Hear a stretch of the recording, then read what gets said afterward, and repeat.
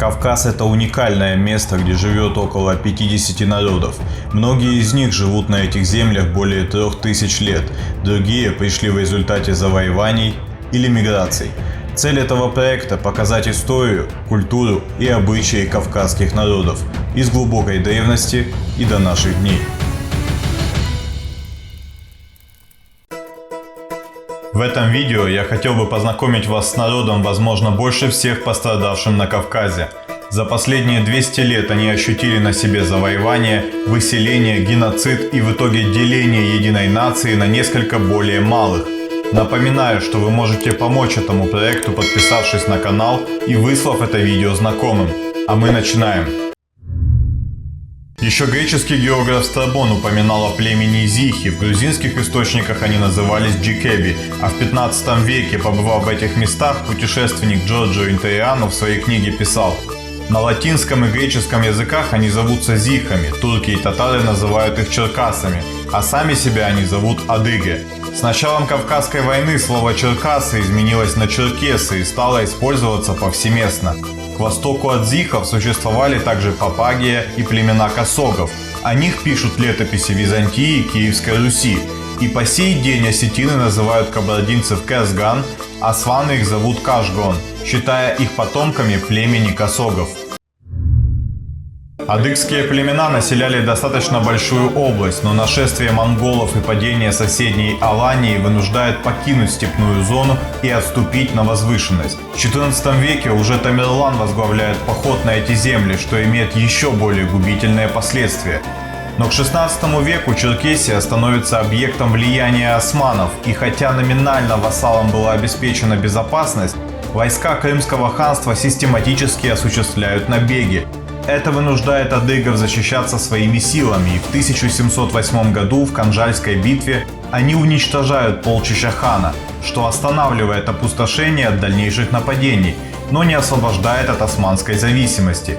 Пока земля адыгских племен стала местом походов и налетов чужеземцев, черкесский потенциал по-настоящему показал себя вдали от дома. Начиная с XIV века усиливается похищение детей на Кавказе.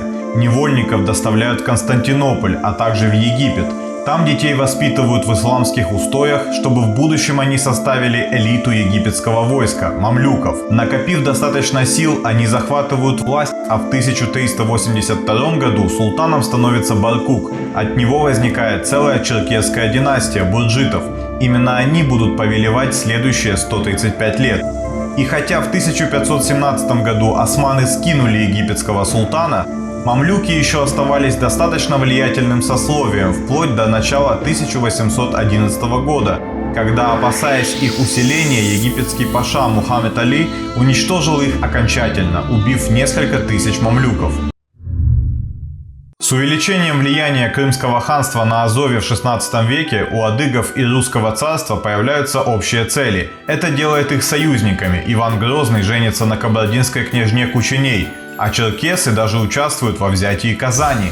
Но все меняется к концу XVIII века, когда границы российского государства подходят к Северному Кавказу, а Дон и Кубань все больше заселяются казаками.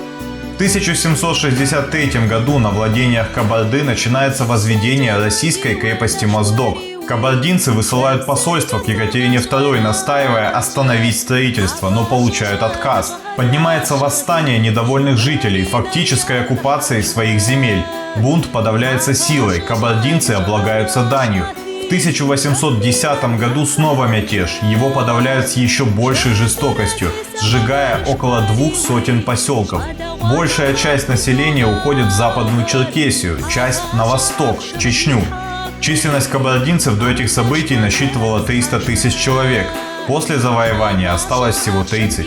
Все это случилось еще до начала Кавказской войны.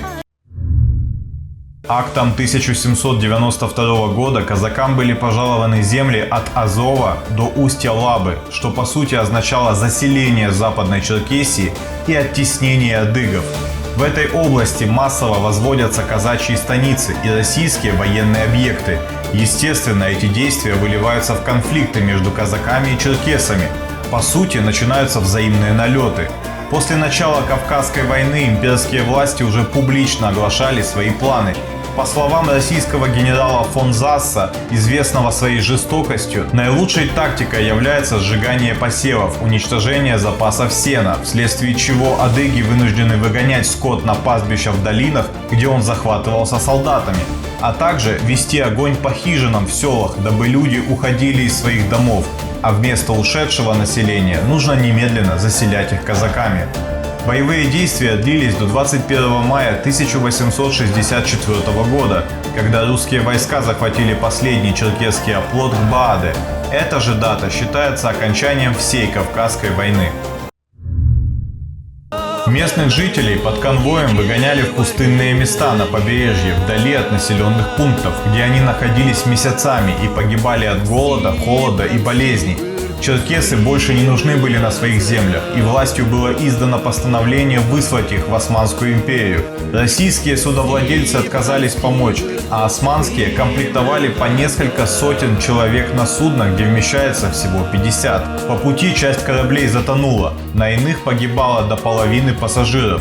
На месте их ждали карантинные пункты, не обеспеченные должными условиями для жизни и питания. Известны случаи, когда черкесы вынуждены были продавать своих жен и детей, потому что это был единственный способ их спасти. Оценить количество выселенных из своих домов невозможно, но российская сторона называет 200 тысяч человек. Международная оценка – от 600 тысяч до 1,5 миллиона изгнанных и убитых. Не все были изгнаны, от 10 до 25% черкесов осталось в России, но на условиях победителей. На их землях была создана Кубанская область, а оставшихся адыгов выселили в степь, поселив между ними казаков. После захвата власти коммунистами создавались автономии для малых народов, но для черкесов создали несколько автономных областей – Адыгею, Кабардино-Балкарию и Карачаево-Черкесию. Почему так? Да потому что в советском понимании не существовало никакого единого адыгского народа. В 1926 году кабардинцы и черкесы учитывались отдельно, а уже в 1939 помимо них выделили еще и адыгейцев. Велась умышленная кампания по уничтожению понятия о единой нации. Помимо этого, в двух автономных областях адыгов объединили с соседними тюрками, но не между собой, чтобы отделить и ассимилировать. Адыги постоянно напоминают о своем бедствии. В 1992, 94, 96, 97 годах были заявления к Госдуме Российской Федерации с целью признать геноцид.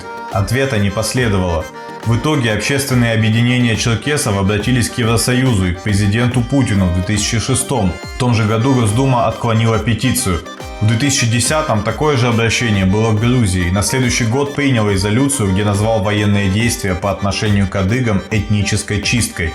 Таким образом, Грузия стала первой и пока единственной страной, признавшей геноцид черкесов, что позволило международному обществу начать изучение этого вопроса на более высоком уровне. Большинство российских историков заявляет, что никакого геноцида не было, и адыги по собственному желанию уезжали, что наталкивает на мысль, что спустя еще 100 лет скажут, что никаких черкесов и не существовало вовсе, а вся Кубань исконно русские земли. Действительно, историю пишут победители. Сейчас черкесы стали меньшинством на своих же землях. Краснодарский край был создан по сути на месте Западной Черкесии, где они составляют менее 0,5% населения. Даже в своих национальных автономиях ситуация не намного лучше. В Адыгее 26%, в Карачаево-Черкесии 12%, в Кабардино-Балкарии 58% населения составляют черкесы. А вот в Малой Азии и на Ближнем Востоке живет от 2 до 5 миллионов потомков выселенных 150 лет назад адыгов. Особую нишу они занимают в Иордании, где их около 200 тысяч. Многие из них стали военными и политиками, а Черкесская гвардия является фундаментом стабильности королевской власти.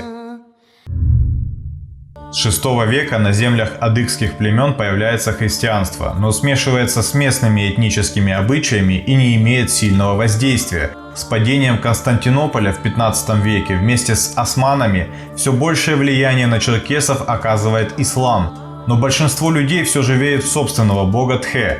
Все меняется с началом Кавказской войны. Ввиду экспансии российского государства ислам становится идеологической базой консолидации черкесских обществ.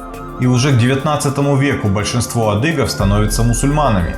Но помимо духовного комплекса взглядов существует свод этических законов Адыгэ Хабзе, описывающих правила поведения в обществе и в целом. Согласно пословице, хабзы не носят на кончике языка, его соблюдают. Спасибо за просмотр. Чтобы увидеть следующие выпуски, не забывайте подписываться. Напишите в комментариях, что вы знаете о черкесах, и, как обычно, мир вашему дому.